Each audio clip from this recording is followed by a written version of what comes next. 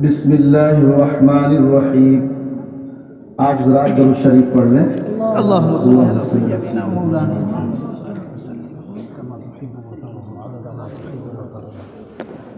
نحمده ونستعینه ونستغفره ونؤمن به ونتوکل علیہ ونعوذ باللہ من شرور انفسنا ومن سیئات اعمالنا من يهده الله فلا مضل له ومن يضلله فلا هادي له ونشهد أن لا إله إلا الله ونشهد أن سيدنا ومولانا محمدا عبده ورسوله صلى الله عليه وعلى آله وأصحابه وبارك وسلم تسليما كثيرا كثيرا. أما بعد، أعوذ بالله من الشيطان الرجيم. بسم الله الرحمن الرحيم. يا أيها الذين آمنوا ادخلوا في السلم كافة ولا تتبعوا خطوات الشيطان إنه لكم عدو مبين. صدق الله العلي العظيم. وقال الله تبارك وتعالى في موضع آخر: بسم الله الرحمن الرحيم. يا أيها الذين آمنوا قوا أنفسكم وأهليكم نارا. صدق الله العلي العظيم. وقال النبي صلى الله عليه وسلم: طلب العلم فريضة على كل مسلم، او كما قال علیہ الصلاة والسلام. حضرات محترم، برادران اسلام اور پردہ نشین ہماری اسلامی ماں اور بہنوں، نہایت ہی خوشی اور مسرت کا مقام ہے کہ آج کی تاریخ میں جناب سبحان علی صاحب کے در محترم پر اور ان کے دروازے کے سامنے جناب محمد رسول اللہ صلی اللہ علیہ وسلم کی سیرت اور آپ کے اخلاق اور آپ کی عادات اور جو بھی انہوں نے ہم اور آپ کے لیے نمونہ پیش کیا ہے، وہ باتیں اور ان کے اعمال جو کچھ اللہ رب العزت زبان سے کہلوائے گا، وہ بڑی سعادت کی بات ہے. اور میں یہ سمجھتا ہوں کہ جنہوں نے اس پروگرام یا اس طرح کے پروگرام کے بارے میں سوچتے ہیں، حصہ لیتے ہیں، ابھی یہ سن میں آیا ہے کہ ابھی کچھ روز پہلے پروگرام ہوئے اور اتنے دنوں میں 4 پروگرام ہو چکے ہیں. میں آپ حضرات کو آپ کے جذبہ ایمان کو سلام کہتا ہوں، اور میں یہ سمجھتا ہوں کہ اللہ رب العزت نے آپ کو اپنے ایمان اور یقین پر ثابت رہنے کی توفیق عطا فرمائی. ورنہ آج کی تاریخ میں اور اس جرائم کے زمانہ میں اور ان شرارتوں کے دور میں آپ خود اپنے موبائل کے اسکرین پر جاتے اور پتہ نہیں کیا کیا آپ دیکھتے، لیکن اللہ نے آپ کو یہ توفیق دیا اور حضرات کو جذبہ عطا فرمایا. میں سمجھتا ہوں یہ آپ کے یقین کامل کی دلیل ہے، اور اللہ رب العزت سے دعا کریں کہ اللہ رب العزت ہمارے ایمان کو اور یقین کو مضبوطی کے ساتھ ہمارے دل و دماغ میں قائم رکھے اور ہمارے آنے والی نسلوں کا ایمان بھی محفوظ رکھے۔ حضرات محترم، ابھی آپ کے سامنے ہم نے قرآن کریم کی ایک آیت کا ٹکڑا تلاوت کی ہے۔ اس میں اللہ رب العزت ارشاد فرماتے ہیں کہ اے ایمان والو، پورے کے پورے اسلام میں داخل ہو جاؤ۔ ہم اور آپ مسلمان ہیں اور ہمیں اس پہ فخر ہے اور ہم کو اس پہ رشک ہے کہ اللہ نے ہم کو اور آپ کو اسلام جیسی نعمت سے نوازا ہے اور ایمان جیسی انمول دولت سے نوازا ہے۔ آپ ایمان اور یقین کی انمول دولت ہونے اور اللہ کی اتنی بڑی نعمت ہونے کے لیے آپ کو یہ جاننا ہے کہ اس روئے زمین پر اگر ایک بندہ کلمہ طیبہ پڑھنے والا موجود رہے گا تو اللہ اس دنیا کو برباد نہیں کریں گے، اس دنیا کو آباد رکھیں گے۔ اگر ایک ایمان والا اس روئے زمین پر باقی رہے گا، اس کے ایمان کے برکت کی وجہ سے یہ اللہ رب العزت کائنات کے نظام کو مستحکم رکھے گا اور اس کی شادابی میں ہر طرح سے ترقی سے نوازے گا۔ یہ آپ کے ایمان کی برکت ہے۔ اللہ رب العزت نے ہمیں ایمان والا بنایا اور ہمیں ایمان والے کے گھر پیدا کیا، یہ اللہ کا شکر ہے۔ حضرات محترم، آج کی تاریخ پہ آپ نگاہ دوڑائیے، پوری دنیا میں چاہے وہ یورپ کے ملک ہوں، چاہے وہ افریقہ کے ملک ہوں، چاہے آپ انڈونیشیا میں، آسٹریلیا میں، دنیا کے کسی کونے میں آپ جائیں اور ذرا اخبار، اور آج کل تو سوشل میڈیا کا دور ہے، موبائل کا زمانہ ہے، اگر دنیا کے کسی کونے میں آگ لگتی ہے تو ہم اس بھنسا کی سرزمین پر رہتے ہوئے ہمیں اطلاع مل جاتی ہے، ملتی ہے نا۔ یہ بھی اللہ کا ایک کرم ہے کہ اللہ نے ایسے وسائل کو مہیا کر دیا ہے، یہ اللہ کی نعمت ہے، لیکن اس نعمت کی ہم کو قدردانی کرنی پڑے گی۔ اگر ہم نے اس نعمت کی ناقدری کی اور اس کا غلط استعمال کیا، کل قیامت کے روز آپ جواب نہیں دے پاؤ گے۔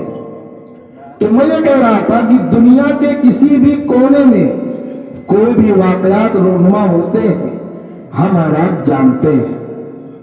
آپ فلسطین کا معاملہ لے لیجئے، ابھی بچے فلسطین پر نظم پڑھ رہے تھے مسجد اقصی پر، اور وہ نظم ابھی 1 مہینے کے اندر وائرل ہوا اور شاعر نے اس نظم کو بھی 1 مہینے کے اندر بنایا۔ مسجد اقصی یہاں سے ہزاروں کلومیٹر دور ہے، وہاں فلسطین میں جنگ ہے۔ اللہ سے دعا کریں کہ اس جنگ کو امن میں بدل دے۔ آپ جانتے ہیں وہ جنگ کیسی جنگ ہے؟ وہ جنگ کسی ڈالر کے لیے جنگ نہیں ہے، پیٹرول کے لیے جنگ نہیں ہے، اور نہ حکومت کے لیے جنگ ہے، نہ اقتدار کے لیے جنگ ہے۔ وہاں پہ جنگ حق اور باطل کی جنگ ہے، ایمان کی جنگ ہے، اور ایمان جس کے اندر نہیں ہے بے ایمانوں کی جنگ، یعنی ایک طرف ایمان ایک طرف کفر، اس کی جنگ ہے۔ آپ کہیں بھی نظر دوڑائیے، آپ کی لڑائی اگر یہودیوں کی ہے تو مسلمانوں سے، اگر عیسائیوں کی لڑائی ہے تو مسلمانوں سے، اگر بدھسٹ کی ہے تو مسلمانوں سے، دنیا کی جتنے بھی مذہب کے ماننے والے ہیں پیروکار، ساری لڑائیاں آخر آپ سے کیوں ہیں؟ یہی ہے نا. آپ یہ نہیں دیکھیں گے کہ عیسائیوں اور یہودیوں کا ٹکراؤ ہو رہا ہے، جین اور بدھسٹوں کا آپس میں ٹکراؤ ہو رہا نہیں. جو بھی ٹکراؤ ہے اس سب کا ٹکراؤ آپ ہی سے. آپ اس کو اپنے دل اور دماغ کو ٹھنڈا کر کے سوچئے. آخر پورے دنیا کی باطل طاقتیں آپ سے لڑائی کے لیے، جنگ کے لیے کیوں آمادہ ہے؟ آپ بہت بڑے مالدار ہو یا آپ بہت بڑے دنیا کے عہدیدار ہو، اس لیے کہ آپ کا وعدہ لینے کے لیے نہیں. آپ جانیے اللہ رب العزت نے ہمارے اور آپ کے اندر جو ایمان کی طاقت عطا کی ہے اور جو ہم وحدانیت کے علمبردار ہیں، یعنی اللہ کو ایک ماننا اور اللہ کے سوا کسی کو شریک اور صحیح نہ سمجھنا، وحدہ لا شریک کو ساری چیزوں کا کرتا دھرتا سمجھنا. عزت اگر ہے تو اللہ کے ہاتھ میں ہے، ذلت اگر ہے تو اللہ کے ہاتھ میں ہے، روزی ہے تو اللہ کے ہاتھ میں ہے، نفع ہے تو اللہ کے ہاتھ میں ہے، نقصان ہے تو اللہ کے ہاتھ میں ہے، بیماری ہے تو اللہ کے ہاتھ میں ہے، شفا ہے تو اللہ کے ہاتھ میں ہے. یہ ہمارا اور آپ کا عقیدہ ہے. امینی اور غریبی یہ اللہ کے ہاتھ میں ہے. جتنا آپ کو روزی ملنی ہے اللہ رب العزت نے مقدر کر دیا ہے. دنیا مقدر کے اعتبار سے اور دین کوشش کے اعتبار سے ایک ضابطہ ہے، اللہ کا قانون ہے. آپ دنیا کے لیے کتنا بھی کوشش کرو، کوشش تو کرنا ہی کرنا ہے، قرآن کا فیصلہ ہے. تاکہ آپ جب نماز پڑھ چکو تو زمین میں پھیل جاؤ اور اللہ کی رزق کو تلاش کرو. یہ نہیں کہ آپ نماز پڑھ لیے اس کے بعد گھر بیٹھیے، اللہ سے دعا کیجئے اللہ ہم کو دیجئے. ٹھیک ہے دعا کیجئے، لیکن اس کے لیے آپ کو اسباب اپنانے پڑیں گے. آپ کو مارکیٹ میں جانا پڑے گا. آپ کاشتکار ہیں، آپ کو کھیتی کے لیے، زراعت کے لیے اپنے کھیتوں میں جانا پڑے گا. تو رزق اللہ کی طرف سے مقدر ہے، لیکن دین جتنی آپ کوشش کریں گے اللہ رب العزت اتنا آپ کو عطا فرمائیں گے. میں یہ کہہ رہا تھا کہ ایمان اور یقین یہ اللہ نے آپ کو ایک انمول دولت سے نوازا ہے، اور یہی چیز باطل طاقتوں کے ایوانوں میں اور باطل طاقتوں کے ملکوں میں اور باطل طاقتوں کی جو ملک ہے ان کو یہ چیز راس نہیں آ رہی ہے کہ آپ ایمان والے رہو، آپ جناب محمد الرسول اللہ صلی اللہ علیہ وسلم کے امتی بنو. نہیں، ان کا کہنا ہے کہ جس طرح ہم 360 خداؤں کو پوجتے ہیں اس طرح آپ بھی یہ کام کرو. ایمان پہ قائم نہ رکھنا یہ ان کا ٹارگیٹ ہے. یعنی ہمارے ایمان اور یقین کو وہ ٹارگیٹ بنا کر ہم کو کفر کی طرف لے جانا چاہتے ہیں. یہ ہمارے ایمان کی جو اتنی بڑی طاقت ہے وہ طاقت ان کو راس نہیں آ رہی ہے.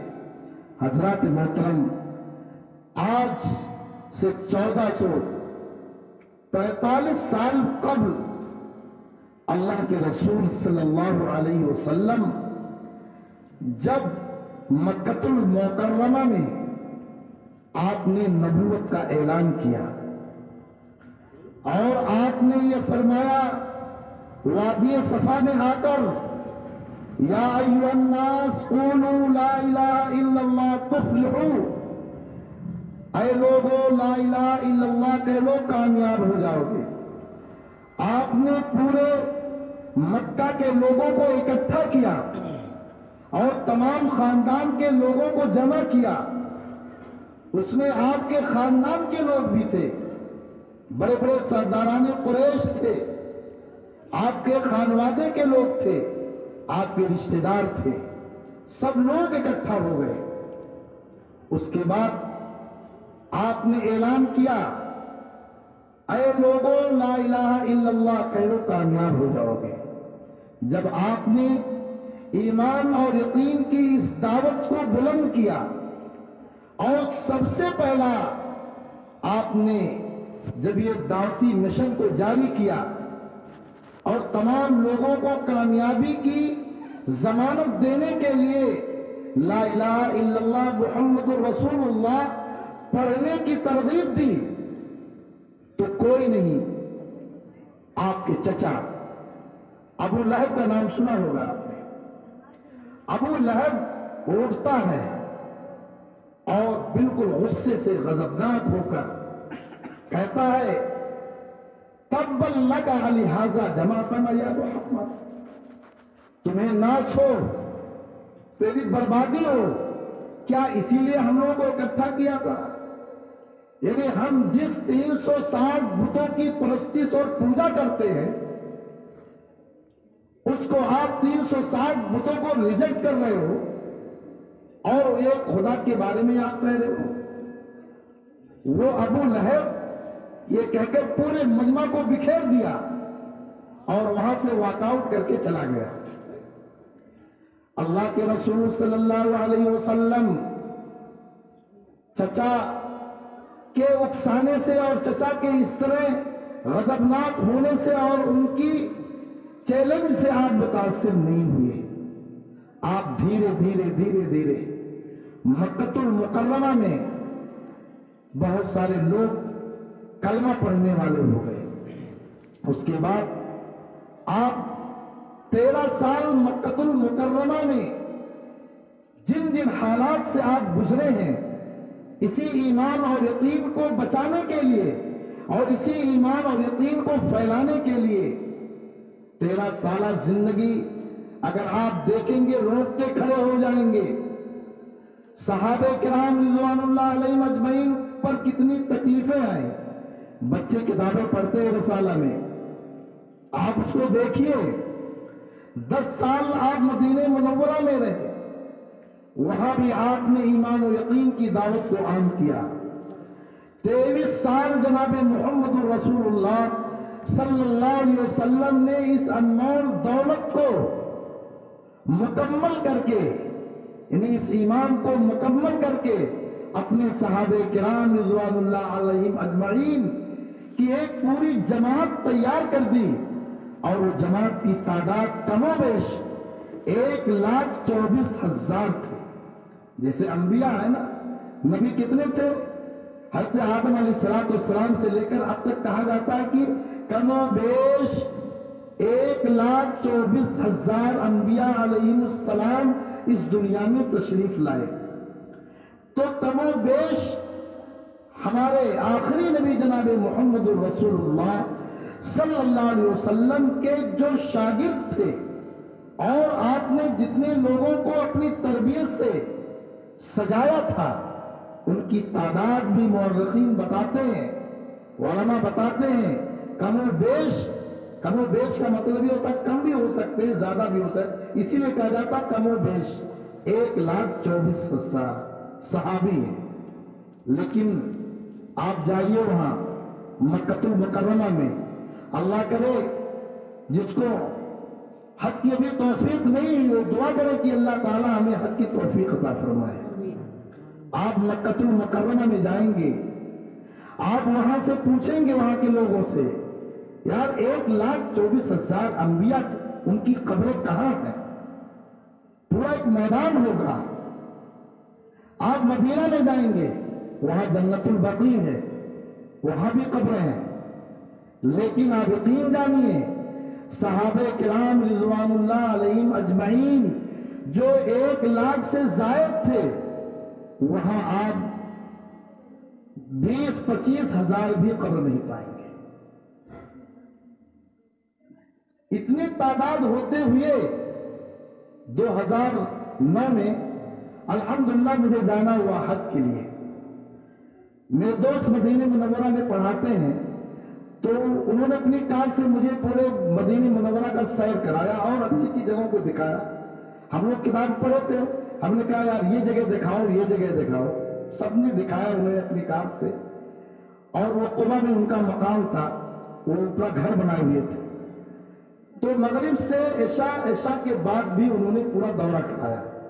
میں نے ان سے سوال کیا, عبدالعزیز نام تھا ان کے بڑے بھائی کا, عبدالعزیز بھائی سے میں نے کہا کہ ذرا یہ بتاؤ یار, 1,24,000 صحابہ کرام ہیں, یہ جنت البقیع جو آپ دکھا رہے ہو, یہاں تو صحابہ کرام کی تعداد اتنی نظر آ رہی ہے, تھوڑی سی بہت ادھر تو ادھر پبلک کی ہے. تو انہوں نے کہا آپ نے کتابوں میں نہیں پڑھا؟ انہوں نے کہا بتائیے. انہوں نے کہا کہ صحابہ کرام کی قبریں مدینہ جنت البقیع جو قبرستان کا نام ہے وہاں, اور جنت المعلا جو مکۃ المکرمہ میں قبرستان کا نام ہے, دونوں جگہ اگر ملائیں گے, شمار کریں گے تو 12,000 سے زائد نہیں ہو رہی ہے. صحابہ کرام کی تعداد 12,000 سے زائد نہیں ہو رہی ہے. میں نے کہا اچھا اتنا؟ تو انہوں نے یہ کہا کہ اللہ کے یہ برگزیدہ جو منتخب تھے اللہ کی طرف سے, اللہ نے جن کو ایک سرٹیفکیٹ دیا تھا, رضی اللہ عنہ ورضوا عنہ, یعنی اللہ ان سے راضی ہو گیا اور وہ اللہ سے راضی ہو گئے. یہ صحابہ کے سرٹیفکیٹ ملی, قرآن نے کہا. تو بتانے لگے عبدالعزیز بھائی کہ جو صحابہ کرام تھے وہ اس ایمان اور یقین کو پھیلانے کے لیے پوری دنیا میں پھیل گئے. اس کے بعد جب ہمارے ایک کتاب کا مطالعہ کر رہے تھے, اس کتاب میں یہ لکھا تھا کہ صحابہ کرام کی تعداد 13,000 کم و بیش ہے, صرف مدینہ اور مکہ دونوں ملا کر. اور باقی قبریں کسی کی چائنا میں, انڈیا میں بھی ہے, کیرلا میں بھی ہے, آپ گجرات میں بھی پائیں گے, اور پاکستان کے ساحلی علاقوں میں بھی پائیں گے, آپ افریقہ کی جنگلوں میں بھی پائیں گے. اس طرح صحابہ کرام پوری دنیا میں پھیل گئے. ایمان اور یقین کو پھیلانے کے لیے, اسی ایمان اور یقین کو جو ایمان اور یقین اللہ کو مطلوب تھا, جس کے بارے میں فرمایا گیا کہ ایمان اگر والا ہے اس دنیا میں قیامت نہیں آ سکتی. اسی ایمان اور یقین کو پھیلانے کے لیے صحابہ کرام پوری دنیا میں پھیل گئے. آپ جانتے ہیں ہمارے رسول صلی اللہ علیہ وسلم آخری نبی, اس کے بعد اب کوئی نبی نہیں آئے گا, کوئی نبی نہیں آئے گا. آخری نبی, نبوت کا دروازہ اللہ نے لاک کر دیا. اب کوئی نیا نبی نہیں آئے گا. اگر کوئی اٹھتا کہ میں نبی ہوں تو جھوٹا ہے, واجب القتل ہے, اس کی بات نہیں مانی جائے گی. بہت سارے لوگ اٹھے اس کے بعد, کسی نے نہیں مانا. لیکن جب نبوت ختم کر دی گئی ہے, نبوت کا کام جو کار نبوت, ایمان اور یقین کو بچانا اور اسی ایمان و یقین کو پھیلانا اور اسی ایمان و یقین کی فکر کرنا, اب یہ کس کی ذمہ داری ہے؟ یہ ہماری اور آپ کی ذمہ داری ہے. ایک والدین کو ذمہ داری اپنے بیٹے کے تئیں, ایک گاؤں کے سرپنچ کی ذمہ داری ہے اپنے ماتحتوں کے تئیں, ایک اغوا کی ذمہ داری ہے اس کے پیچھے چلنے والوں کے تئیں, ایک شوہر کو ذمہ داری ہے اپنے بیوی کے متعلق, ایک ماں کو ذمہ داری ہے اپنے بیٹے اور بیٹیوں کے متعلق.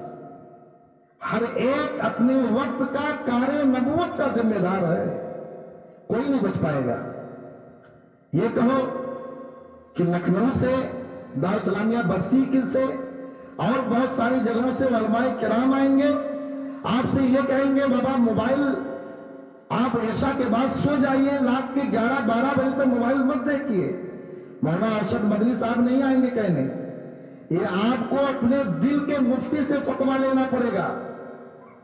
اللہ نے آپ کے دل کے اندر مفتی بنایا ہے اور آپ کے دل کا مفتی یہ کہے گا اور کبھی کبھی کہتا بھی ہوگا, یار ہم تو 12-1 بجے سوتے ہیں اور جب سورج نکل جاتا ہے شیطان ہمارے منہ میں پیشاب کر جاتا ہے تو میری آنکھ کھلتی ہے تو کچھ لوگ پچھتاتے بھی ہیں اور ان کو احساس ہوتا ہے، اور احساس ہونا بھی چاہیے۔ اگر احساس نہیں ہے تو گویا ایمان نہیں ہے، احساس تو ہونا ہی ہونا۔ میرے محترم بزرگوں، دوستوں، کہنے کا مطلب یہ ہے کہ نبوت کا دروازہ بند، کار نبوت یہ ہماری اور آپ کی ذمہ داری ہے۔ کلکم راعٍ عن رعیتہ، کوئی بھی خلاف شرع کام ہو یہ آپ کی ذمہ داری، اس کو روکیے۔ کسی خاص عالم کی ذمہ داری نہیں ہے، نہ کسی خاص امام صاحب کی ذمہ داری ہے، نہ اس گاؤں کے صرف مولانا اور حافظ و قاری کی ذمہ داری ہے۔ صاف صاف اللہ کے رسول صلی اللہ علیہ وسلم کی حدیث ہے، من رعا منکم منکرا فلیغیر بیدہ وَإِن لَّمْ يَسْتَطِعْ فَبِلِسَانِهِ وَإِن لَّمْ يَسْتَطِعْ فَبِقَلْبِهِ وَذَلِكَ أَضْعَفُ الْإِيمَانِ۔ اللہ کے رسول صلی اللہ علیہ وسلم نے ارشاد فرمایا، مَن رَّأَىٰ مِنكُم مُنكَرًا، تم میں سے جو کوئی خلاف شرع کام کو دیکھے۔ خلاف شرع کا کام یہ ہے، کچھ شریعت کے خلاف کام دیکھ رہے ہو کہ یار یہ غلط ہے، انسانیت کے خلاف ہے، شریعت کے خلاف ہے، معاشرے کے خلاف ہے، تو آپ کی ذمہ داری ہے ایک ایمان ہونے کے ناطے کہ آپ اس بندے خدا کو روکیے، یہ غلط ہے، ایسا نہیں کرنا چاہیے۔ آپ کو آنکھ مون کر انہی کے منہ میں بیٹھ جاؤ، یہ ایمان کا تقاضا نہیں ہے۔ اس لیے اگر آپ کو اللہ نے طاقت دی ہے تو اللہ کے رسول صلی اللہ علیہ وسلم نے فرمایا ہاتھ سے روک دیجئے، کہو ہٹو یہاں سے، یہ غلط کام ہے، یہ ظلم ہے، کیوں آپ ضعیف کو مار رہے ہو، کیوں فلاں کا حق لے رہے ہو، آپ روکیے اس کو۔ اگر آپ ایسی صورتحال ہے کہ آپ ہاتھ سے نہیں روک پاؤ گے، ہوتے ہیں حالات، تو آپ زبان سے کہو اس کو یہ غلط کام ہو رہا ہے فلاں، ایسا نہ کرنا، یہ بہت بڑا ظلم کر رہے ہو، باز آ جاؤ، آپ زبان سے کہیے اس کو، یہ ایمان کا تقاضا ہے۔ اور اس امت محمدیہ میں رہنے کی وجہ سے کہ کوئی نبی نہیں آئے گا کوئی خاص، اس لیے نبوت کا سارا کام اس امت کے ہر فرد و بشر پہ ہے، تو روکنا پڑے گا آپ کو۔ اگر حالات ایسے بھی ہوں کہ زبان سے بھی کہنا مشکل ہے، ہوتے ہیں حالات، زبان نہیں آپ نکال سکتے، تو آپ ایسے خلاف شرع ہونے والے کام کو دل میں برا سمجھو۔ مَن رَّأَىٰ مِنكُم مُنكَرًا فَلْيُغَيِّرْهُ بِيَدِهِ وَإِن لَّمْ يَسْتَطِعْ فَبِلِسَانِهِ وَإِن لَّمْ يَسْتَطِعْ فَبِقَلْبِهِ، تو دل میں برا سمجھو کہ یہ غلط ہے۔ اللہ کے رسول صلی اللہ علیہ وسلم نے فرمایا، اگر آپ کے اندر یہ احساس پیدا ہو رہا ہے کہ یار میری طاقت ہاتھ کی نہیں ہے، زبان کی نہیں ہے، تو برا سمجھنے کی احساس ہے، تو بعد میں آگے فرمایا وَذَلِكَ أَضْعَفُ الْإِيمَانِ، یہ ایمان کا ادنا درجہ ہے، کمزور ترین درجہ ہے۔ اب ہم غور سے اپنے گریبان میں جھانک کر دیکھیں کہ ہم کون سا ایمان ہمارے پاس ہے۔ یہ پہلا ایمان ہے کہ ہاتھ سے روکنے کی طاقت ہے کہ نہیں، یا دوسرا ایمان ہے دوسرے درجے کا کہ آپ زبان سے روکتے ہیں کہ نہیں۔ اگر یہ بھی نہیں، احساس ہے کہ نہیں، اگر میرے محترم احساس بھی نہیں ہے، حساسیت بھی نہیں ہے، آپ جرم کو جرم نہیں سمجھ رہے ہو، یقین مانیے آپ اپنے ایمان کا خیر منائیے۔ ایک باپ اپنے بیٹے کو دیکھتا ہے کہ رات کے 12 بجے وہ گھر پہ انٹری کرتا ہے، لیکن والدین کی جرات نہیں ہے کہ اپنے بیٹے کا کلاس لے، تم 12 بجے رات کو کہاں تھے، سونے کا وقت ہے، تم کہاں فلائٹ کر رہے تھے۔ اگر کوئی والدین اپنے بیٹے کے بارے میں یہ سوال نہیں کرے گا تو یقین مانیے ایسے بیٹوں کی حرکت آپ کے لیے نہیں بلکہ پورے معاشرے کے لیے جان لیوا ہو سکتی ہے۔ آپ مظفر نگر کا واقعہ سنے ہوں گے، ابھی 8-10 سال پہلے کا واقعہ ہے۔ ایک لڑکے کے آوارہ پن کی وجہ سے اور ایک باپ کے کاہلی کی وجہ سے پورے مظفر نگر کے 4-6 علاقے میں ایک گاؤں تھے، بڑے بڑے گاؤں کو خاک کر دیا گیا، ان کو اجاڑ دیا گیا۔ صرف ایک باپ کی لاپرواہی اور ایک بیٹے کی، سمجھیے اس کی آوارگی، پورے علاقے کو خاک کروا دیا اور پورا علاقہ جل بھن گیا، کوئی نہیں روک پایا۔ میرے محترم بزرگوں، دوستو، اگر ہم نے اپنے ایمان اور یقین کو بچانے کی فکر نہیں کیا، ہم نے یہ سوچ لیا یہ فلاں کا کام ہے، ہم نہیں کریں گے، یہ سراسر ہماری غلطی۔ اس لیے آج کی تاریخ میں آپ یہ سمجھو کہ اللہ نے جس نعمت سے ہم کو نوازا ہے، ایمان اور یقین کی دولت، یعنی اللہ کو ایک ماننا اور جناب محمد الرسول اللہ صلی اللہ علیہ وسلم کو رسول آخری نبی کی حیثیت سے ماننا، ہمارا یہ عقیدہ ہے، تو آپ کو پورے کے پورے اسلام میں داخل ہونا پڑے گا۔ قرآن نے کہا اے ایمان والوں پورے کے پورے اسلام میں داخل ہو جاؤ۔ آپ کے عقائد بھی درست ہونے چاہیے، آپ کی عبادات بھی صحیح ہو، آپ کے معاملات بھی صحیح ہوں، آپ کے اخلاق بھی صحیح ہوں۔ آپ کے عقائد تو یہ ہو گئے، آپ کی عبادات بھی صحیح ہونا چاہیے، اور عبادات پہ 100% آپ کو کھرا اترنا چاہیے۔ عبادت میں سب سے اہم ترین جو عبادت کا نام آتا ہے وہ نماز۔ ہم اور آپ آج کی تاریخ سے یہ فیصلہ لیں اور یہ عہد کریں کہ بھائی آج کی تاریخ سے ہم نماز کبھی نہیں چھوڑیں گے انشاءاللہ العزیز۔ اس لیے کہ نماز ایک ایسا بہترین عمل ہے، ایک ایسا اچھا کام ہے۔ ان الصلاۃ تنہی عن الفحشاء والمنکر، قرآن نے کہا کہ نماز برائیوں سے روکتی ہے، برائیوں سے روکتی ہے نماز۔ اس لیے میرے محترم بزرگوں، دوستو، اگر ہمارے گھر کا ماحول، ہماری ہر بیٹی اور ہماری ماں اور بہنیں اگر یہ تہیہ کر لیں کہ ہم کو نماز پڑھنا ہے، تو انشاءاللہ ان کے اس نماز پڑھنے کے عادت بنا لینے سے ان کے سارے کام میں برکت عطا ہو جائے گا، ان کا ہر معاملہ آسانی سے ادا ہو جائے گا۔ چاہے وہ اگر گھر میں نا اتفاقی ہے، اگر گھر میں نا اتفاقی ہے اور گھر کا ہر عاقل بالغ مرد عورت نمازی بن گیا، تو انشاءاللہ اس گھر میں کبھی اختلاف نہیں ہوگا، نہ ایک ساس کو اپنے بہوؤں سے اختلاف ہوگا، نہ اس گھر کی بھاؤج کو اپنے نند سے اختلاف ہوگا، کبھی اختلاف نہیں ہو سکتا۔ نہ اس گھر میں ایک بیوی اور شوہر کے درمیان اختلاف ہو سکتا۔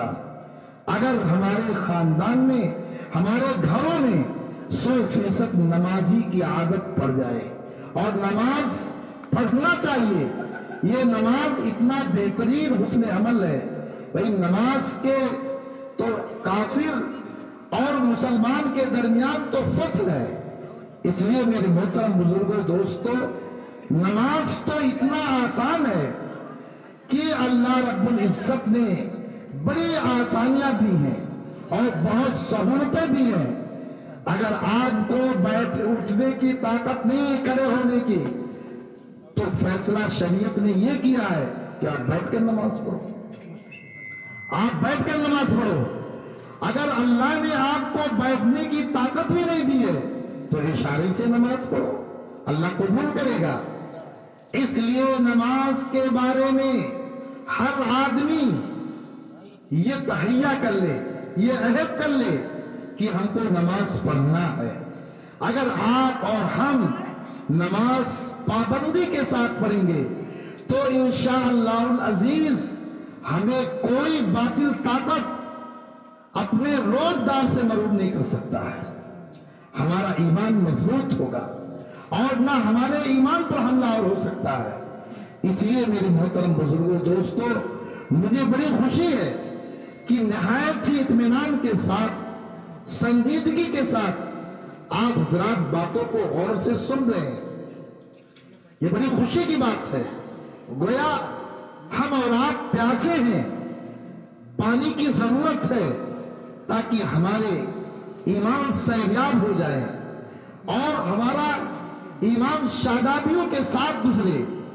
اس لیے میرے محترم بزرگوں دوستوں، تو عبادت کا سب سے اہم پہلو جو نماز ہے، آپ حضرات اس کو اپنے دل کی گہرائیوں میں بیٹھا لیجئے، ورنہ اس طرح کے پروگرام کرنا بے سود، کوئی فائدہ نہیں.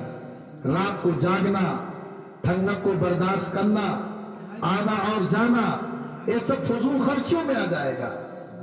آپ نیت تو کرو کہ اللہ تعالیٰ ہمیں نماز پڑھنے کی توفیق عطا فرمائے.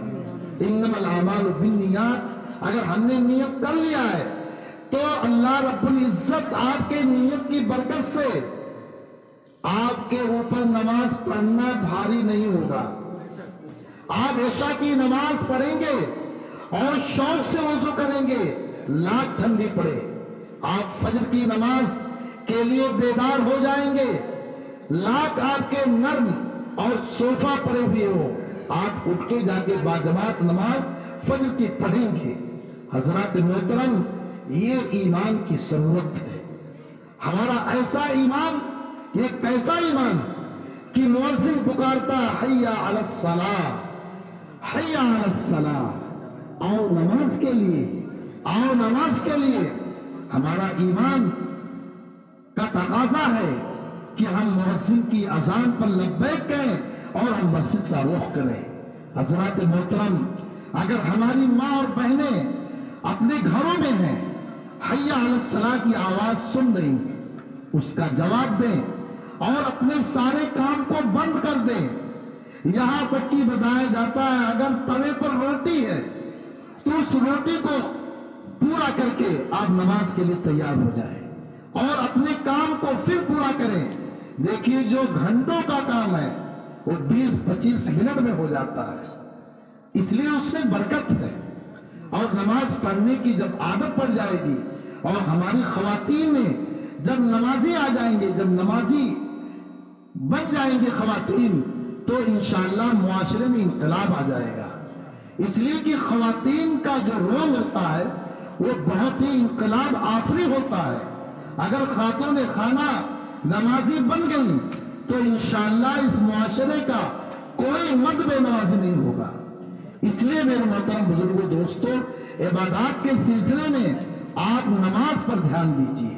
اور باقی جو بتایا گیا عبادات کے بارے میں کہ قرآن اس کے حدیث کے الفاظ ہیں، بنی الاسلام علی خمس، شہادت اللہ الہ الا اللہ وان محمد عبدہ ورسولہ واقام الصلاۃ وایتاء الزکاۃ والحج وصوم رمضان. یعنی حج بھی عبادت ہے. اگر اللہ نے آپ کو اتنا پیسہ دیا ہے کہ آپ اپنی گھر کی ضروریات کو پورا کر رہے ہیں تو آپ اپنی گھر کی ضروریات کو پورا کیجئے.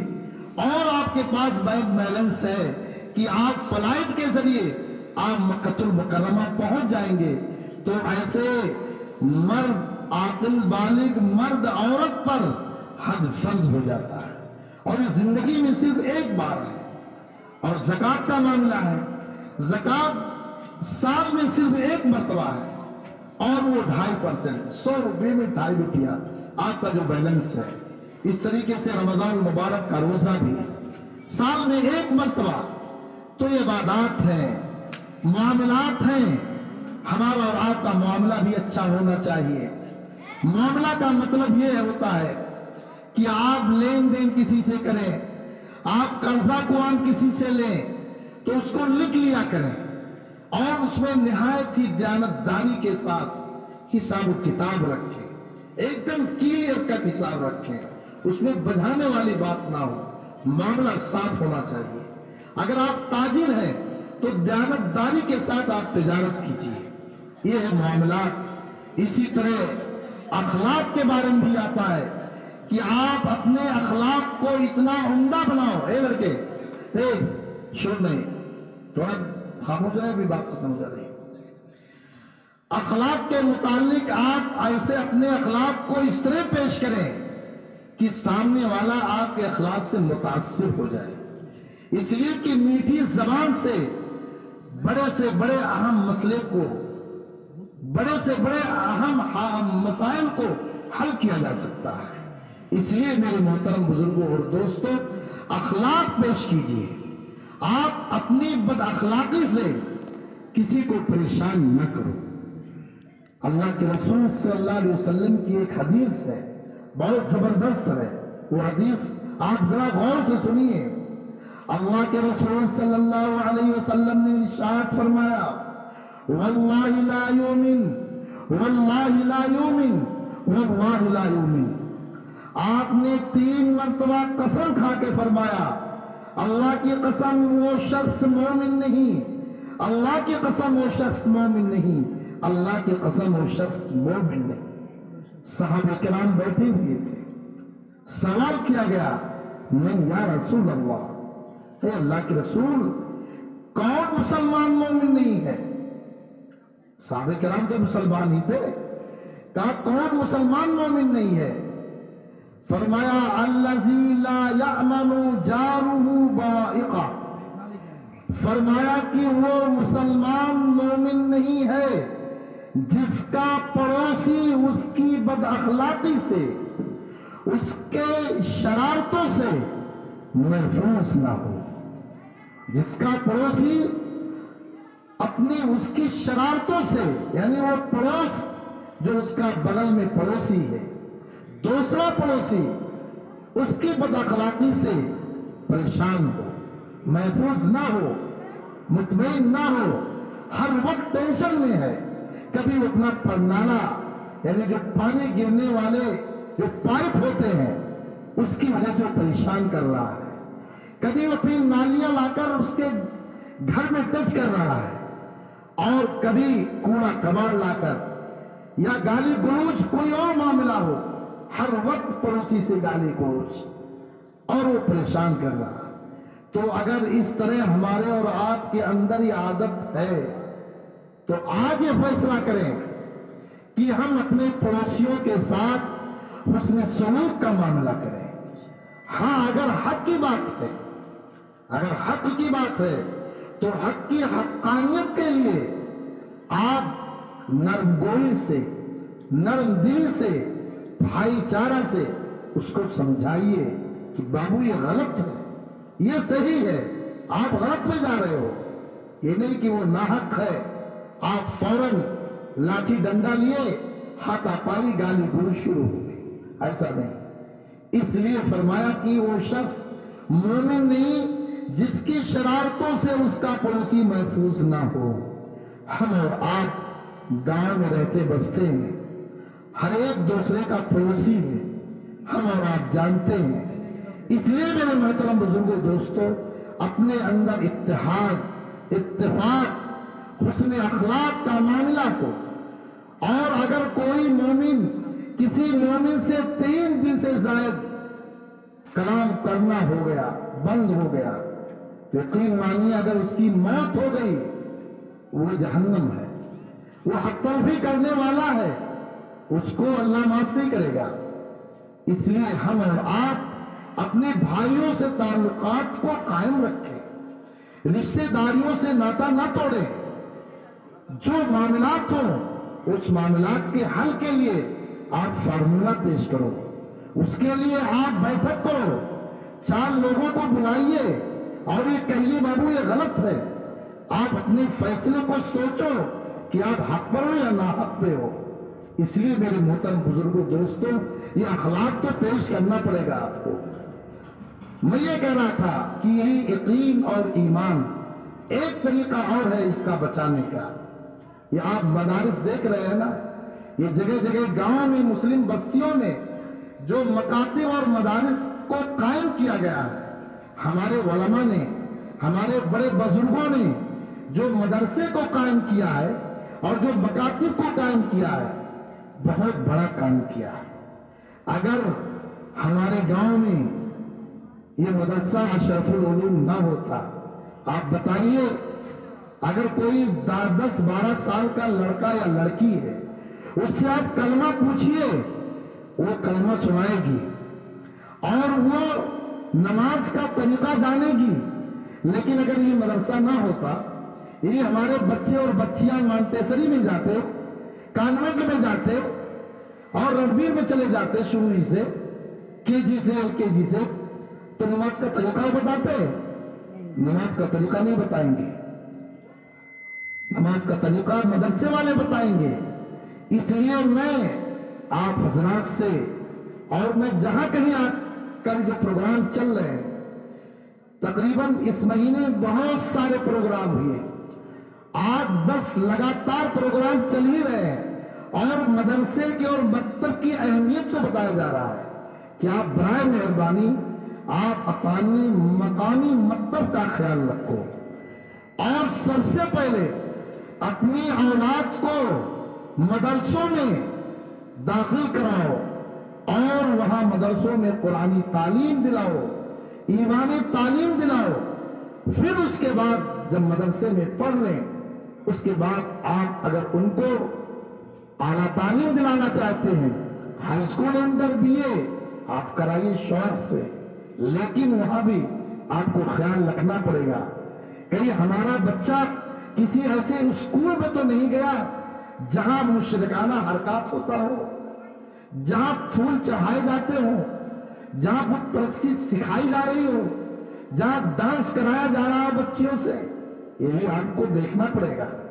اور کہیں ہماری بچیاں جس اسکول کے کیمپس میں جا رہی ہیں، وہاں ہماری بچیوں کا دوپٹہ سروں سے نیچے آ رہا کہ نہیں آ رہا، اس کو غور سے دیکھنا پڑے گا۔ اس لیے آپ اپنے بچیوں کے پڑھنے کے لیے آپ کو ایسے اسکول کا انتخاب کرنا پڑے گا جہاں آپ کے بچیوں کا ایمان بھی محفوظ ہو، اس کا عزت بھی محفوظ ہو، اور اس کا پردہ بھی محفوظ ہو۔ ورنہ اگر آپ نے اپنی بچیوں کو بے پردگی میں پڑھایا تو کل وہ پھر کوئی ان کو پردہ دار نہیں بنا سکتا۔ آپ بنیادی طور پر اپنی بیٹیوں کو خاص طور سے پردے کا رواج دلاؤ، اور کہیں بھی جائیں، وہ اگر 14 سال کی ہیں، 15 سال کی ہیں، 11 سال کی ہیں، تو ان کو نقاب پوش ہو کے لاؤ، اور ان کو نقاب پہننے کی عادت بناؤ، بے پردہ مت لے جاؤ، پردے کے ساتھ جائیے اور پردے کے ساتھ لائیے۔ یہ اللہ کا حکم ہے کہ آپ اپنی خواتین کو پردے میں رکھو۔ بے پردگی بے برکتی ہے، بے پردگی بے حیائی ہے۔ کوئی باپ اپنی بیٹی کو بے حیا نہیں پسند کرتا، کوئی ماں اپنے بیٹی کو بے حیائی نہیں پسند کرتی۔ اس لیے ہر والدین کی ضرورت ہے کہ اس کا بیٹا اور اس کی بیٹی کا ایمان اور عزت محفوظ ہو۔ اس لیے میرے محترم بزرگوں، دوستوں، ہم اور آپ کو غور کرنا پڑے گا اور یہ سوچنا پڑے گا، ہم کو تعلیم دلانا ہے، پڑھانا ہے۔ پڑھانے کے لیے آپ رکاوٹ نہ بنے، لیکن پڑھانے سے پہلے آپ کو 100 بار سوچنا ہے کہ ہماری بچیوں کا کیا ایمان محفوظ رہے گا۔ ایسے ماحول کو کہیں اٹینڈ نہ کر لے کہ ایمان سے ہاتھ دھو بیٹھے۔ بہت سارے واقعات آ رہے ہیں، بہت سارے واقعات آ رہے ہیں کہ بچیاں ایمان سے ہاتھ دھو رہی ہیں۔ یہ خامی اور جو بھی کوتاہیاں ہیں وہ ہماری اور آپ کی ہیں۔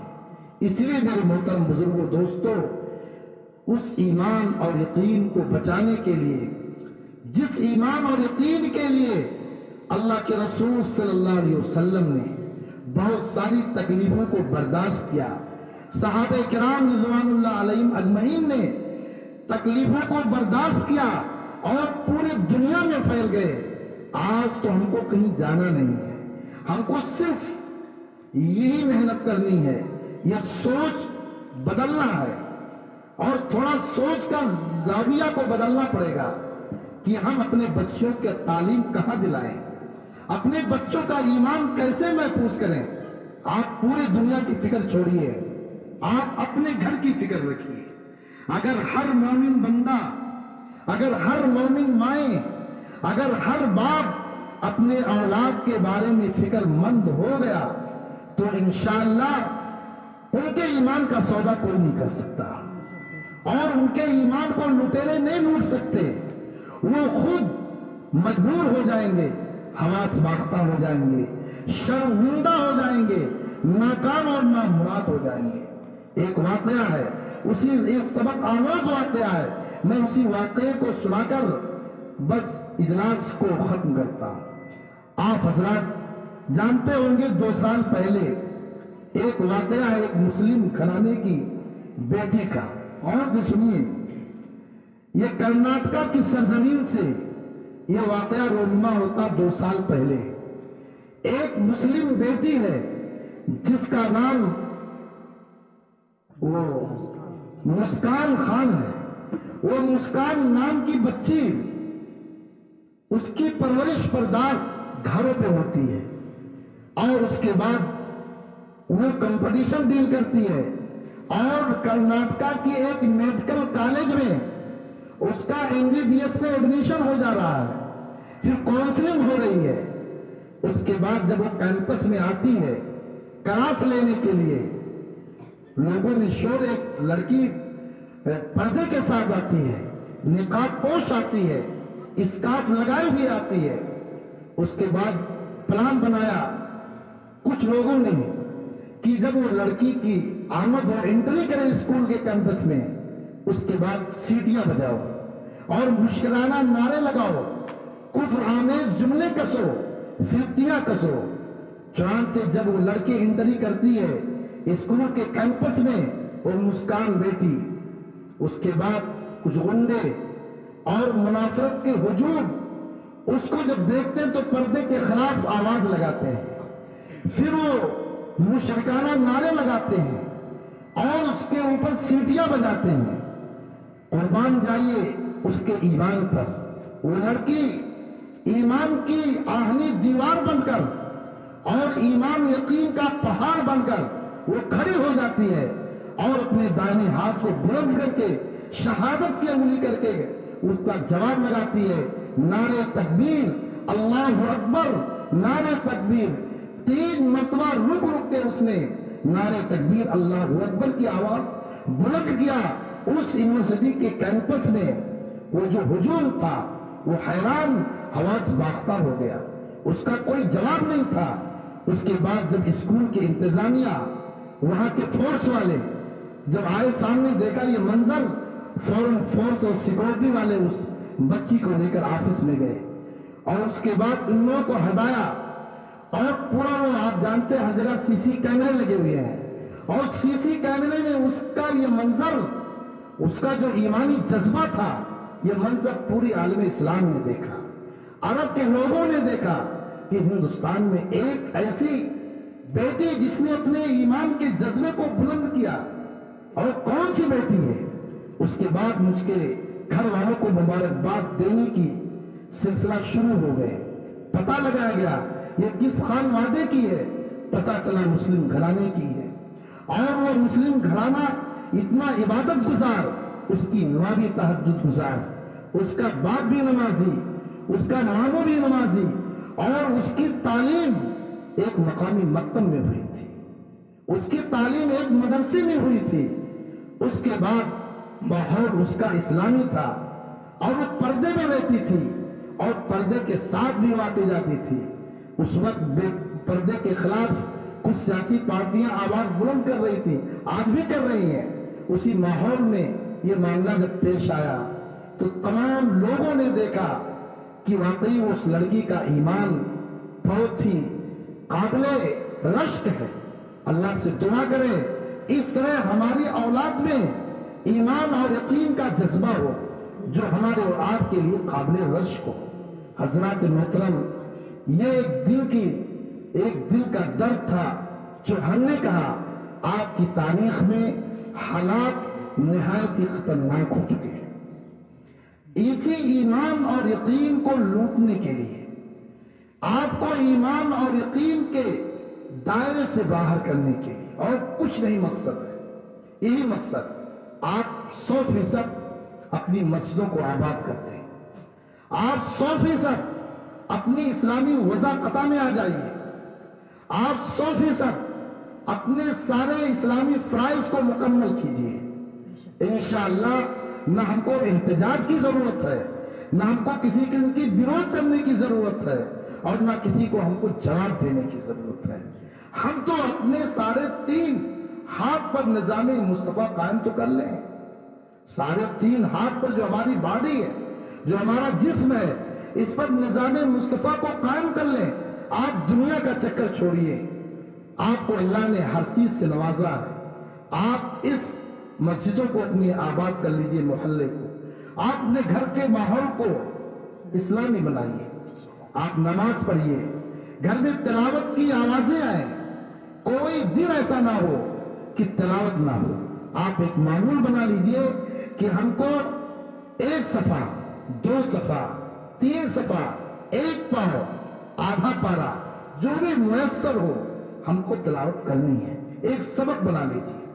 سورہ یاسین کی تلاوت روز کیجئے، سورہ تغابن کی تلاوت روز کیجئے، سورہ واقعہ کی تلاوت روز کیجئے تلاوت، تب دیکھیے گھر کے برکت آپ دیکھیے، اور اس گھر کا ماحول آپ خود بخود پتا پائیں گے کہ کیوں اتنی ہم کو سکون اور اطمینان۔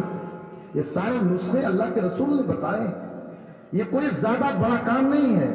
آپ روزانے کا معمول بنا لیجئے کہ ہم کو تلاوت کرنی ہے، اتنا ہم کو پڑھنا ہے۔ کوئی ضرور نہیں کہ آپ 1 پارہ پڑھو، آدھا پارہ پڑھو، 1 صفحہ پڑھو، روزانہ پڑھو، معمول بنا لیجئے۔ انشاءاللہ آپ کا ایمان اور یقین مضبوط ہوگا، اور جب ایمان اور یقین مضبوط ہوگا تو آپ کسی سے متاثر نہیں ہوں گے، آپ کسی تکلیف کو دیکھ کر پریشان نہیں ہوں گے، آپ کوئی حالات سے گھبرائیں گے نہیں، آپ حالات سے مایوس نہیں ہوں گے، اس لیے کہ حالات سے جو مایوس ہوتا ہے وہ ابلیس ہے۔ حالات سے مایوس ہونا ابلیسیت ہے، اور حالات سے مایوس نہ ہونا یہ اسلامیت ہے۔ اس لیے کہ اسلام کا جو علم بردار ہوتا ہے وہ حالات سے مایوس نہیں ہوتا ہے، وہ حالات کا مقابلہ کرتا ہے، اور یہ سمجھتا ہے کہ اللہ نے جو حالات کیے ہیں یہ ہمارے اعمال کا نتیجہ ہے، اس لیے وہ توبہ کرتا ہے، استغفار کرتا ہے، اور مسجدوں کو آباد کرتا ہے، اور یہ سمجھتا ہے کہ من جانب اللہ ہے، اللہ کی طرف سے ہے۔ یہ نہیں کہتا کہ فلاں دشمن کی طرف سے ہے، اگر دشمن کی طرف سے سمجھ جائے گا تو ہارٹ اٹیک ہو جائے گا، کہے گا کیا ہو۔ بہت سارے لوگ فون کرتے ہیں، ملتے ہیں کہ بڑا حالت بہت خراب ہے، ملک کی بہت خراب ہے، تو ان سے کہا بھائی کیوں خراب ہے؟ تو ایک صاحب کہنے لگے بھی 1 ہفتہ پہلے، پڑھے لکھے تھے، کہ جو بھی کرو حالات بہت خراب ہے، جہاں جاؤ مسلمان کے خلاف یہ ہو رہا ہے، وہ ہو رہا ہے۔ ہم نے کہا آپ کا نام کیا ہے؟ کہا یہ۔ ہم نے کہا اذان ابھی ہوئی ظہر کی، ہم نماز پڑھ کے آ رہے تھے، حی علی الصلاۃ، مؤذن نے کہا ہو نماز کے لیے، آپ گئے نماز کے لیے، یہ بیٹھے ہو دکان پہ سگریٹ پی رہے ہو، کہ حالات خراب ہے۔